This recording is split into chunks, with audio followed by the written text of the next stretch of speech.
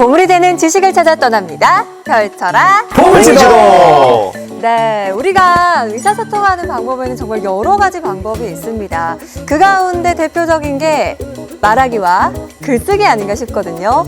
두 분은 어떤 방법을 주로 많이 이용하시나요? 저는 사실 글 쓰는 것보다 말하는 걸 좀 더 좋아하는 편이에요. 근데 왜 우리랑은 말을 잘 안 해요? 여기는 카메라가 많잖아요. 어렵네요. 조금 어렵네요. 우리 경환 씨는 어떠세요? 네, 저는 뭐 말하기 글쓰기 다 네, 많이 하는 편인데 저도 아무래도 말을 더 많이 하고 말이 많아가지고 노래할 때도 노래보다 말을 좀 더 많이 하는 것 같아요. 예. 그런 것 같고 사실 글쓰기는 요즘 뭐 워낙 스마트폰으로 이렇게 많이 하다 보니까 점점 더 글쓰기가 줄어들지 않나 그렇습니다. 향원 씨는 어떤 걸 더 좋아하나요? 저는 사실 말하기와 글쓰기 둘 다 잘하고 싶기는 한데 하면 할수록 어려운 게 말하기와 글쓰기인 것 같더라고요. 그래서 제가 보물지도 녹화할 때 한 번씩 NG도 내잖아요. 그렇죠. 많이 네. 내죠. 그때마다 나는 연계국어가 아닌가 이런 자괴감이 들기도 하거든요.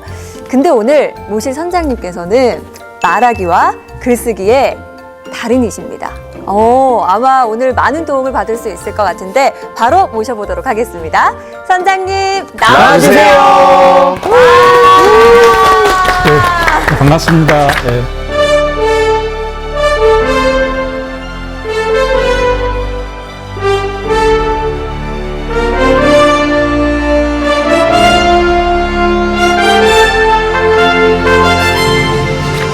아니 우리 선장님은 사실 윤우님께서 인정하신 문서의 신 아니십니까? 네, 제가 그 유키즈 온 더 블락에 문서의 신으로 출연을 했었습니다.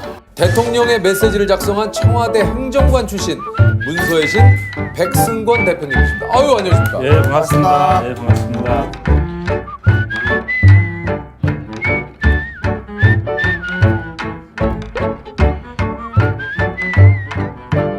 오늘은 이제 물론 그 어른들이 들어도 좋을 이야기지만 특히 학부모님들이 많이 들었으면 좋겠어요. 그러니까 우리 학부모님들이 아이들 너무나 사랑하잖아요. 교육적으로 또. 그렇죠. 네. 그런데 제가 오늘 드리는 말씀을 잘 들으면은 아이들이 이렇게 평생을 살아가는데 아주 중요한 그런 능력을 어떻게 길러줄 수 있는가. 바로 그런 팁을 이제 얻어갈 수 있지 않을까. 저도 교육 쪽에 있는 사람으로서 오늘 맞습니다. 귀를 쫑긋하고 들어야 될 것 같아요. 네. 초등학교 선생님 계시기 때문에 더더욱 제가 이제 드리고 싶은 말씀이 많고요. 또 우리 정인욱 선생님, 선수님도 혹시 결혼을 하셨나요? 저 애가 둘 있어요. 그러면 뭐 특별히. 그래서 제 시간이에요, 오늘. 예, 맞습니다. 학부모님. 잘 제 이야기 듣고 네. 한번 그 아이들한테 이렇게 한번 적용을 해보면은 도움이 될 겁니다. 예. 좋습니다. 그러면 박수로 우리 선장님 강의 청해 듣도록 하겠습니다. 예, 반갑습니다. 예.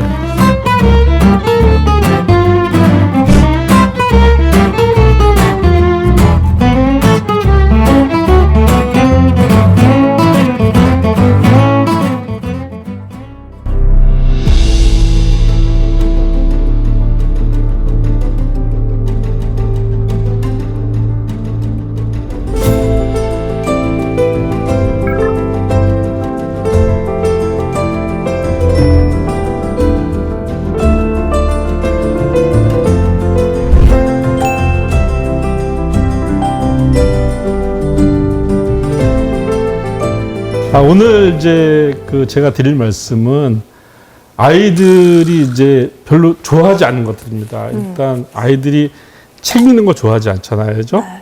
그리고 또 글 쓰는 것도 별로 좋아하지 않습니다. 더 싫어하죠. 네.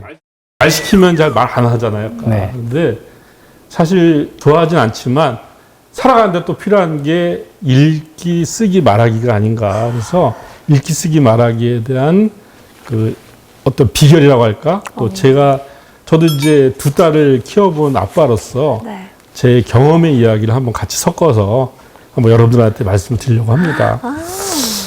저는 이제 이 세상을 살아가는데 우리가 여러 가지가 필요하잖아요. 근데 그 가운데서 특히 이제 말하기와 글쓰기가 정말 중요하다고 이제 생각을 합니다. 여러분들 혹시 그 경영학의 아버지 피터 드러커라는 사람이 있습니다. 근데 이 피터 드러커가 놀랍게도 글쓰기 말하기가 너무나 중요하다고 이야기를 하고 있습니다. 그러니까 이 어떤 사람이 이제 사회에 나가서 이 첫 발을 이렇게 디디잖아요. 그 사람이 어떻게 일하느냐.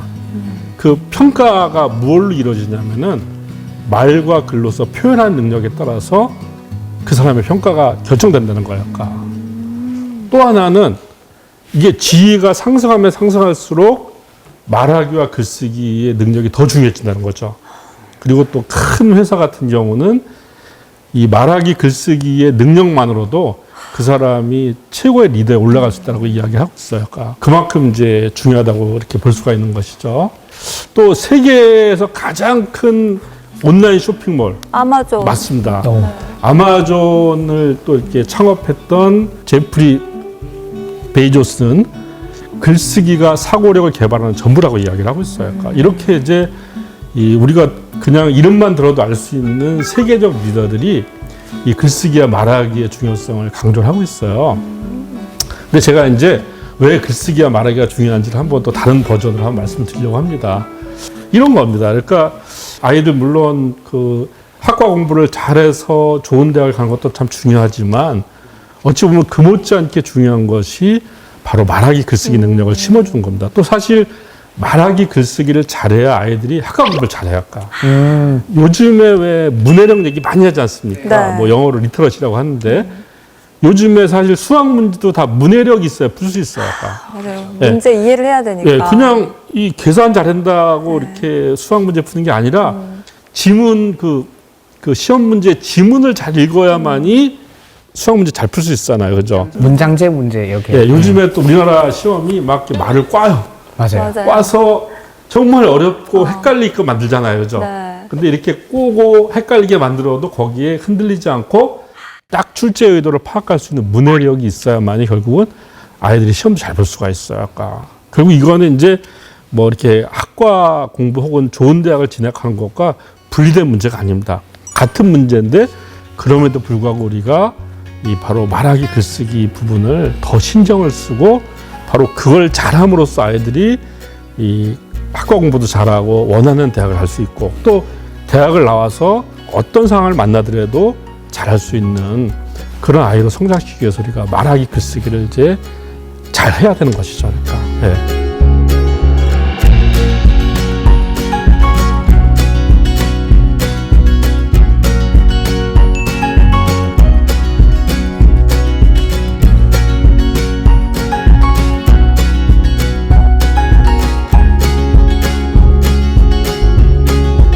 막 더 잘 써지고 싶고 더 잘 말하고 싶은데 예. 방법이 있는 거죠, 선생님? 그럼요. 네. 얼마나 더 잘하려고. 예, 그러니까 이 세상에는 참 좋은 게 뭐냐면 모든 잘할 수 있는 것들은 전부 이렇게 법칙이 있어요. 아까. 예. 그래서 이제 바로 그거를 제가 우리 그 시청자분들한테 알려주려고 합니다. 자, 그런데 이제 말하기 글쓰기 얘기를 하기에 앞서서 네. 말하기 글쓰기는 우리가 밖으로 표출하는 행위잖아요. 그죠? 네. 그러니까 우리가 아웃풋이죠, 표현하는. 아웃풋. 네. 그죠? 근데 아웃풋을 잘하려면 뭐가 있어야 되죠? 인풋이 있어야 돼요. 인풋이 있어야 되잖아요. 네. 그죠? 바로 그 인풋에 해당되는 게 바로 책 읽기죠. 그죠? 네. 그 우리가 이제 책을 보통 읽는다고 했을 때 우리가 뭘 좋아하냐면은 많이 읽는 걸 좋아할까? 다독. 그렇죠? 예. 야, 책 많이 읽어야 돼. 네. 다독상도 있고. 맞습니다. 네. 그리고 또 뭐 우리나라 뭐 이렇게 옛날에 뭐 이렇게 그 한자 무슨 저기 성어에 보면은 남아 수독 오고서 남자라면 모름지기 5술의 책을 읽어야 돼. 뭐 이런 얘기를 한다고 하니까. 5술이면. 예. 맞습니다. 어우. 네. 엄청난 거죠. 그죠? 네. 또 하나는 야, 책 한 번 잡았으면 끝까지 읽어야 돼. 너는 왜 이렇게 의지력이 없니? 이렇게 얘기한단 맞아요. 말이에요. 그죠? 그렇죠? 네. 한 번 딱 잡았는데 진짜 재미없는데 끝까지 읽어야 된다는 거. 맞습니다. 근데 제가 예. 약간 이 병이 있어요, 선생님. 네. 저는 한 번 시작하면 이걸 끝까지 안 읽으면 제가 너무 찝찝한 거예요. 그렇죠. 네. 네. 그래서 저는 좀 병이 있습니다. 저도 저기 한 40대까지는 네. 그 비슷한 병에 걸렸었습니다. 완치하셨습니까? 예, 저는 지금은 이제 자유화졌습니다. 저도 이 병에 걸릴까봐 시작을 안 하는 거예요. 야, 더 현명하네. 현명한데? 네, 시작하면 끝까지 읽어야 되니까. 또 하나는 이제 책을 이렇게 한 권 다 읽고 난 다음에 그 다음에 읽어야지 왜 여러 권 읽냐 이렇게 이제 그러니까 이렇게 하면 안 된다라고 또 이렇게 얘기를 하잖아요, 그죠? 저는 이 세 가지가 바로 다독, 완독, 그 다음에 이제 차례를 읽는 걸 우리가 순차독이라고 합니다. 이 세 가지의 편견으로부터 좀 벗어날 필요가 있다고 생각이 들어요. 예. 실례지만 우리 세 분 책 한 권 읽고 나면은 뭐가 남으시나요? 뿌듯함. 오! 제가 사실 제가 준비했던 답이 뿌듯함인데 이요. 이게 딱 말씀을 하시네요. 아까. 예, 뿌듯하긴 한데 딱히 남는 게 없죠. 그죠? 맞아요. 어디 가서 책에 있는 얘기를 뭔가 좀 이렇게 써먹으려고 해도 막 떠오르지도 않잖아요. 맞아요. 그렇죠? 그런 게 있어. 막 맞아요, 이렇게 맞아요, 하고. 맞아요. 네. 예. 그러니까 이게 많이 읽는 것이 잘 중요하진 않거든요. 자, 한 권 읽어도 이게 딱 뭔가 남게끔 우리가 해야 되는 겁니다. 그러니까, 예. 그 다음에 이 정말 재미없는 책을 계속 끝까지 읽다 보면은 점점 그게 쌓이다 보면요. 독서에 대한 흥미를 잃게 돼요. 맞아요, 맞아요. 지치게 되는. 예. 어른도 그렇고요. 아이는 두말할 것도 없습니다. 그러니까 아이들은 자연스럽게 읽다가 재미없고 읽다가 이거 아닌 거 싶으면은 거기서 읽기를 중단하고 다른 책으로 넘어가야 되죠. 그러니까 책이라고 하는 게 무슨 뭐 절대 불변의 그런 게 아니지 않습니까? 그죠? 그렇죠. 저는 그러니까 자유롭게 정말 프리스타일로 우리 읽어야 된다고 생각하거든요. 그 다음에 저는 개인적으로 책을 보통 한 두세 권을 동시에 읽어요. 아까. 왜냐하면요. 저도 이제 뭐 책을 그래도 다른 직업보다는 많이 읽는 편이잖아요. 네. 근데 이 한 권을 읽다 보면은 대략 한 80페이지에서 100페이지쯤 가잖아요. 네. 그러면 이제 점점 주의력이 막 흐트러져요. 약간. 예. 선장님도 맞습니다. 그러시는 거예요? 예. 비슷하네요, 저랑. 예. 처음에는 재밌어요. 그런데 네. 80페이지, 100페이지쯤 가잖아요. 네. 그러면 이제 막 이렇게 뭔가 이 책을 내가 계속 읽어야 되나 이런 회의감이 들기도 하고 맞아요. 또 비슷한 얘기를 자꾸 되풀이하는 것 같기도 하고 뭔가 이제 정말 지루하고도 지치는 현상들이 벌어지거든요. 그럴 때 저는 또 다른 책을 봅니다.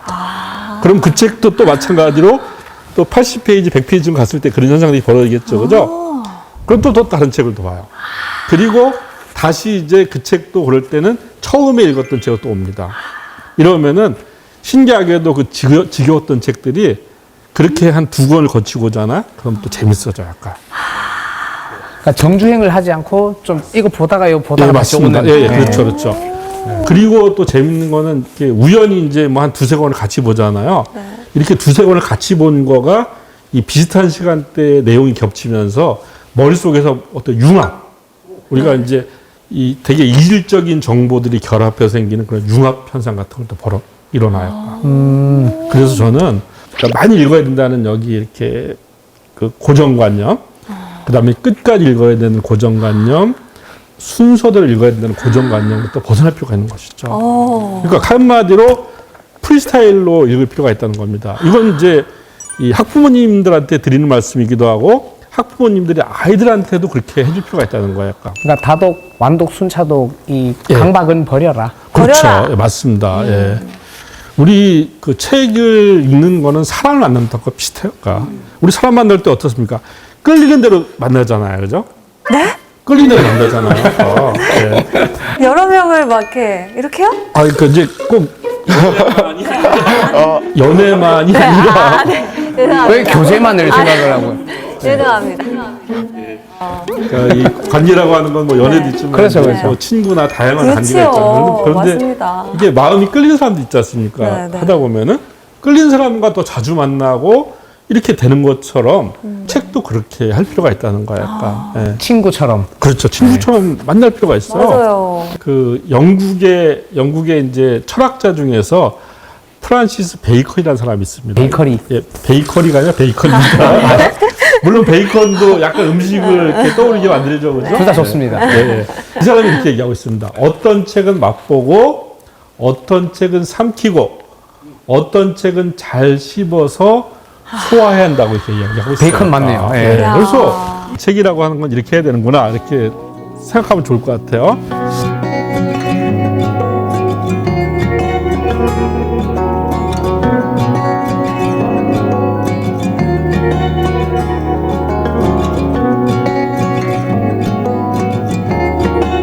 그 중에서 이제 제가 몇 가지 이제 책을 좀 자유롭게 읽을 때 좀 효율적으로 읽는 방법들을 몇 가지 한번 말씀드릴게요. 첫 번째는 여러분 이 학부모님들은 아이들을 독서의 주인공으로 만들어야 됩니다. 독서의 주인공이요? 예. 독서의 주인공으로 만드는 방법은 뭐냐면 아이들이 원하는 책을 먼저 보게 해주는 거예요. 약간. 아이들이 왜 게임을 좋아하는지 아세요? 왜 게임을 좋아할까요? 재밌어요. 재밌으니까. 근데 왜 재밌을까요? 왜 재밌을까요, 아이들은? 자기 마음대로 해서? 아이들이 책에 있는 소설이나 드라마 이거보다 게임을 좋아하는 이유는요. 네. 소설이나 드라마는 그 책을 쓴 사람, 네. 또 드라마를 연출한 사람이 하나의 이야기만 보여주죠, 그죠? 네. 그렇죠? 네. 그러니까 그 사람이 그 정해둔 길로만 가야 돼요, 그러니까. 근데 게임은 뭐냐면은 선택할 수 있어요. 자유의지. 그러니까 자기가 주도성을 발휘할 수 있다는 거예요, 약간. 그러니까 아이들은 이렇게 주도성을 발휘하는 걸 너무나 좋아해요, 약간. 근데 네. 사실 학부모님들 입장에서는 그 사이에서 고민이 많으실 것 같아요. 예. 아이들이 좋아하는 책을 읽히자. 근데 아이들이 맨날 막 만화책이 나쁜 건 아니지만 뭐 예. 맨날 아도겐 막 이런 거만 그렇죠. 예. 가지고 오면 예. 이게 참잖아요. 그래 아. 너가 읽고 싶은 걸 읽어야지 하면서 이거를 약간 주입도 시키고 싶으실 것 같단 예, 말이죠. 예. 맞아. 우리 애들도 읽고 싶은 거 콜라보하면 그리스 로마식만 그 만화책만 자꾸 보니까. 아니 그리스 로마시나 만화책 보는 거 좋습니다. 근데 보세요. 그러니까 우리가 이제 아이들이 게임을 많이 하거나 네. 또 웹툰을 많이 보거나 이렇게 하는데 야 너 게임 그만하고 책 읽어. 웹툰 그만 읽고 책 읽어. 이렇게 하면 그게 되나요? 안 됩니다. 그러니까 잘 안 돼요. 그러니까. 그냥 아이들하고 관계만 나빠지는 거예요. 그러니까. 맞아요. 근데 사실은요. 우리 인류가 이제 아주 오랫동안부터 이 독서를 하는 이유가 뭐냐면 인간이 자기가 살아갈 세상 있잖아요. 살아갈 세상을 책을 통해서 미리 추체험을 하는 거예요. 이를테면 다른 얘기를 하면 시뮬레이션을 해보는 겁니다. 네. 간접 경험할 수 있게 해주는. 이를테면 무슨 어떤 모험 소설이 있다고 한다면 실제로 모험하려면 위험하잖아요. 그런데 모험 소설을 통해서 그 어떤 위험을 회피하고 그걸 경험해 볼 수가 있잖아요. 그렇죠? 네. 그렇게 해서 이제 가장 그 오래된 그런 시뮬레이션의 형식 또 가장 그 인정받는 시뮬레이션의 형식이 독서일 뿐입니다. 그러면 게임과 웹툰은 그 시뮬레이션이 안 일어나느냐? 거기도 마찬가지로 일어나고 있어요. 오. 네. 제 딸은 그 왜 이렇게 농장에서 네. 작물 키우는 거 있잖아요. 네. 아시죠? 네, 압니다. 그걸 엄청 좋아해서 저는 그게 너무나 좋더라고요. 아, 그 농사 농장을 경영해 보는 거잖아요. 그 아이가 그 게임이 아니라고 한다면은 언제 그런 걸 해보겠어요. 약간. 그러니까 앞으로 얘가 이제 자기가 인생을 경영해 나갈 거 아닙니까? 네. 그 경영해 나가는 걸 바로 그런 게임을 통해서 시뮬레이션 할 수가 있는 겁니다. 예. 아니 그럼 이정대만 선장님 그냥 예. 책 안 읽고 게임하면 되겠는데요? 예. 그러니까 그렇지만 네. 그렇지만 네. 그럼에도 불구하고 이제 네. 책을 읽어야 되는 거죠. 왜냐하면 제가 이제 이렇게 하는 이유는 네. 아이들과 그렇게 하면 소통이 되잖아요. 그렇죠. 아, 우리 엄마 아빠가 나를 알아주네? 이렇게 된단 말이에요. 그러니까 나를 그냥 다 반대하는 게 아니라, 내가 하는 일에 대해서 우리 엄마가 이렇게, 우리 아빠가 이렇게 그 인정을 해줘. 이렇게 이제 접근을 해야만이 비로소 이제 아이들하고 이렇게 대화의 통로가 열리는 것이죠. 자, 이렇게 열렸을 때 열렸다. 이제 우리가 어떻게 해야 되냐면은 책을 많이 읽는 것이 아니라 네. 1년에 한 권을 읽어도 상관없어요. 그러니까. 진짜요? 예. 자, 이렇게 1년에 한 권을 읽지만 거기서 정말 100권을 읽은 것 못지않게 효과를 볼 수 있는 게 바로 슬로우 리딩입니다. 슬로우 리딩. 슬로우 리딩. 말 그대로 천천히 읽기죠. 오. 네.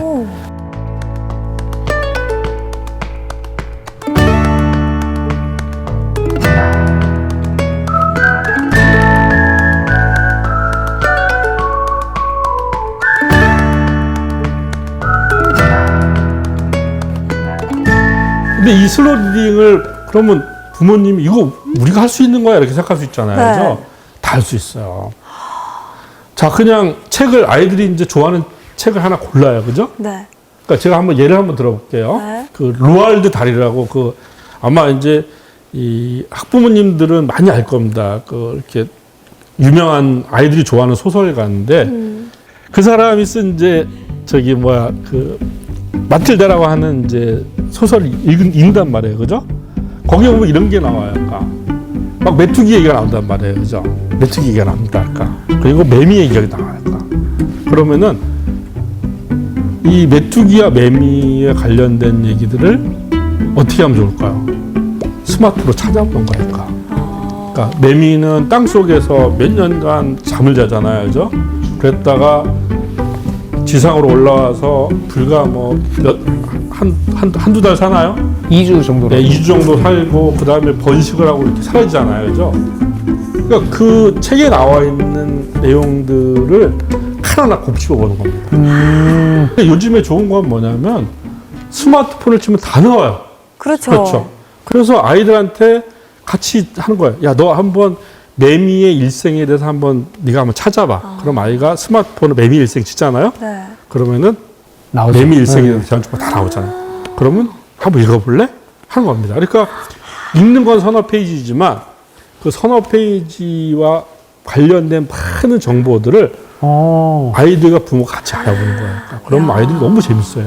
이렇게 해서 아이들이 흥미를 갖게 만들어야 됩니다. 그럼 진짜 아이들 입장에서는 책 하나를 가지고도 놀이처럼 여러 가지 할 수 그렇죠. 있는 게 너무나도 맞습니다. 많잖아요. 그렇죠. 예. 그럼 책에 가까워질 수밖에 없겠네요. 그렇죠. 예. 그러니까 그렇게 해서 한 권을 그렇게 띄잖아요. 그러면은 그 책을 평생 잊을 수가 없어요. 우리가 이제 보통 책을 많이 읽어야 된다는 것이 책을 통해서 지식을 막 쌓아야 돼.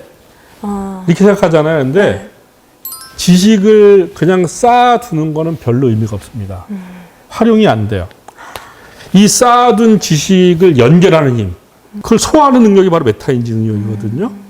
근데 이걸 소화하는 능력은 바로 어떻게 되냐면 바로 이게 슬로우 리딩처럼 한 권의 책이라도 온전하게 이렇게 자기 거로 만들었을 때 메타인지가 생기는 거예요. 약간. 정말 내 것이 됐을 때. 그렇죠. 네. 예.